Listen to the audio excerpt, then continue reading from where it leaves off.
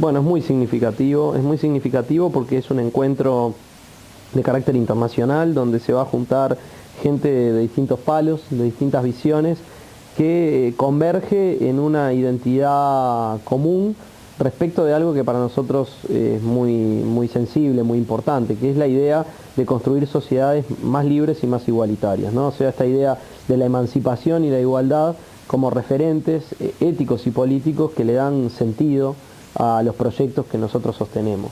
Hay, como tú decías, un arco muy amplio de participantes, no todos provenimos de las mismas tradiciones, pero vamos a intercambiar justamente sobre esto, sobre las distintas tradiciones emancipatorias, sobre las distintas visiones que existen sobre los procesos de cambio en América Latina, en Europa sobre todo, que son en realidad la mayor parte de los participantes provienen o provenimos de estos lugares del mundo, que estamos además en momentos distintos y que necesitamos poner en común algunas ideas. Así que nos parece que esta idea de la Secretaría de Coordinación Estratégica para el Pensamiento Nacional que ha formado recientemente la presidenta argentina y de su Ministerio de Cultura es una idea muy interesante que saludamos, que felicitamos porque hacen falta este tipo de intercambios, sobre todo porque no se agotan en un debate meramente teórico, ¿no? La importancia... Sí, la importancia de traer un poco las conclusiones y los procesos que se dan en estos intercambios para alimentar nuestra praxis militante en cualquiera de los lugares donde estemos.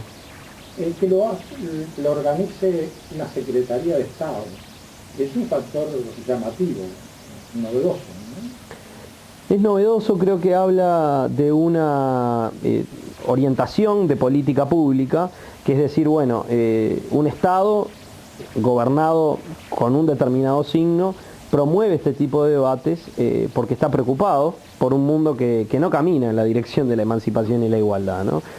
No es una acción político partidaria porque no se trata de promover un intercambio en el seno de las fuerzas que sostienen al gobierno, sino que se trata de una acción sí política, nítidamente política, de carácter ideológico, ¿no? Es decir, bueno, discutamos ideológicamente, filosóficamente, sobre cómo entendemos que deben caminar los procesos de cambio social. Pero hay un Estado que está asumiendo que las sociedades deben cambiar, deben transformarse y que está bueno discutir sobre esto. A nosotros nos parece que está muy bien. Cada país tiene sus características. De repente en nuestro país, desde la institucionalidad, se hace un poco difícil convocar este tipo de instancias sin que eso sea duramente cuestionado, porque tenemos otro tipo de tradición, de formas, de costumbres en relación a la relación, valga la redundancia, entre los partidos políticos, la institucionalidad, la discusión ideológica, pero nos parece muy relevante y saludable que quienes pueden hacerlo lo hagan y nos interesa sobremanera participar y promover este tipo de instancias. ¿Usted está de acuerdo con que esto es una especie de reformulación de la política? Creo que hay una reformulación de la política en ciernes en distintos lugares del mundo. En América Latina, sin duda, nosotros venimos transitando en esta última década sobre todo, pero un tiempo considerable más atrás en algunos otros países, procesos de avance popular que han reformulado también las formas de hacer política, los modos de construcción política y sobre todo la relación entre la sociedad y la política. Y en Europa, de otra manera distinta, eso también se está dando, ¿no? Estos movimientos más, entre comillas, espontáneos, a veces no tanto, pero digamos, basados en reclamos sobre necesidades que no han sido contempladas por los partidos del sistema, los partidos del establishment, por decir así, son movimientos que interpelan las formas cotidianas, comunes, tradicionales de hacer política en esos países, ¿no? Concretamente los movimientos de indignados que derivan en formaciones políticas nuevas tienen un poco esa característica, así que bueno, cada uno con su peculiaridad, pero hay sin duda una reformulación o un reacomodo de los procesos políticos en nuestro país. ¿Usted dividiría esa cierta crisis en el ver la política o en las organizaciones políticas? Quiero decir, ¿son los partidos los que están en crisis? Algunos partidos están en crisis, sin duda, y atraviesan crisis porque no han sido capaces de dar respuesta a la base social que les da sentido, digamos, ¿no? O a los objetivos que le dan sentido a su proyecto político. Pero creo que más allá de los partidos hay una crisis civilizatoria, ¿no? El mundo está en un momento muy complejo porque en realidad los valores tradicionales, las formas de convivencia tradicionales y sobre todo el paradigma de la acumulación de capital por encima de cualquier otro valor o de cualquier otro referente está en crisis porque lo que está generando es la exclusión de masas de seres humanos, porque está generando además una interpelación a las estructuras políticas históricas y eso es también parte componente de la realidad del sistema capitalista desde siempre, ¿no? Se producen crisis cíclicas también de carácter económico, social, y eso tiene un correlato político y muchas veces atraviesa las propias organizaciones populares, ¿no? Parecería que en Europa va muy rápido ese proceso de comprensión de las sociedades, porque, por ejemplo, en Grecia ahora uno de estos movimientos ya es gobierno. Sí, es una novedad. Hay que ver cuánto esto puede sostenerse. Nosotros lo vemos con mucha expectativa. Creemos que son movimientos que vienen de alguna manera a mostrar, a evidenciar esa crisis de partidos históricos que no han logrado dar respuesta a las necesidades y a las demandas de la gente, y tenemos la esperanza de que puedan construir alternativas sostenidas en el tiempo que, bueno, propongan y propendan a una transformación social que pueda consolidarse. Hoy es muy difícil poder anticiparlo, ¿no? Son experiencias nuevas, pero creo que hay que mirarlas con atención y además prestar toda la solidaridad internacional posible para que eso camine en ese sentido, que es el sentido de la emancipación y la igualdad, ¿no? ¿Cuál es la sensibilidad de un socialista uruguayo con los socialistas españoles o con el arco ese progresista español cuando hay tanta experiencia en común en la historia de ambos sectores? Hay sin duda una experiencia en común, somos dos partidos con mucha historia y con un hermanamiento vinculado a esa historia. Bueno, basta ver el rol del Partido Socialista del Uruguay en la pelea por la República Española, digamos, ¿no? O sea, hay en esto mucha acumulación y sin duda cuesta a veces decir, bueno, esa herramienta política con la que hemos tenido tanto vínculo no está siendo una herramienta política funcional a los intereses de las mayorías en España. Ahora, eso lo están diciendo los propios españoles, no lo estamos diciendo nosotros. Entonces, no estigmatizamos a nadie, creemos sí que el Partido Socialista Obrero Español, lo creo yo, al menos ha tenido un corrimiento negativo en este último tiempo, pero eso no lo condena como organización política. Sí es cierto que existen otras experiencias, nosotros no tenemos vínculos exclusivos con ninguna organización en ninguna parte del mundo y estamos abiertos obviamente a conversar y a conocer los procesos de estas otras experiencias que realmente nos entusiasman y bueno, y socialistas hay en muchos lados, de repente no están necesariamente en una orgánica sola y bueno, circuito, ¿no? Porque Zapatero estuvo en Montevideo en plena campaña electoral, no precisamente a saludar al Frente Amplio, ¿no? Claramente, no nos avisó incluso que venía y vino a intervenir en la campaña invitado por una fundación del Partido Colorado, ¿no? Y justamente sobre los temas de seguridad que eran el eje de la campaña del Partido Colorado en ese momento. A nosotros eso nos pareció un gesto de hostilidad y en ese sentido lo conversamos incluso con el propio Rodríguez Zapatero.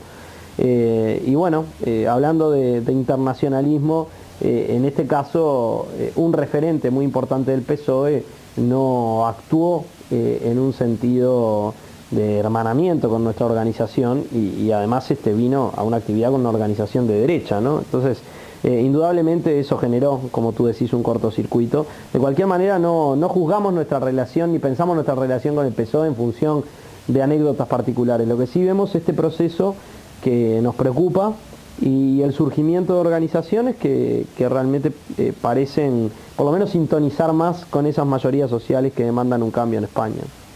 El Partido Socialista es de los que construyó el Frente Amplio, constituyó los primeros pasos. En este arco nuevo de razonamientos políticos y todo, ¿El Uruguay necesita rediscutir la política? Siempre se necesita rediscutir la política. Y creo que el hecho de que una fuerza que empezó siendo una fuerza de resistencia, alternativa de poder, pero forjada en la resistencia, como el Frente Amplio, haya accedido al gobierno, nos obliga aún más a repensar la política, ¿no? Primero que nada, nuestras propias prácticas políticas, nuestra relación con la institucionalidad, nuestra forma de practicar el gobierno, el vínculo del gobierno con el movimiento social, con la fuerza política y sobre todo la necesidad de incorporar otras voces, otras prácticas, otras maneras de militar y de construir políticamente a nuestra mirada cotidiana. O sea que creo que sí, que es muy positivo hacerlo y que el Frente en su conjunto debe asumir ese desafío. ¿Hay sí algún problema generacional? Siempre hay cuestiones generacionales, ¿no? Yo digo que en realidad una generación no es una franja etaria. Uno puede compartir una misma franja etaria, que la cédula diga que naciste en el mismo año o en la misma década, y por ahí no compartir un sentido generacional, ¿no? Creo que el sentido generacional se construye cuando hay una identidad común, un proyecto común, una visión común del país, de las cosas, del frente en el que uno trabaja y milita, ¿no?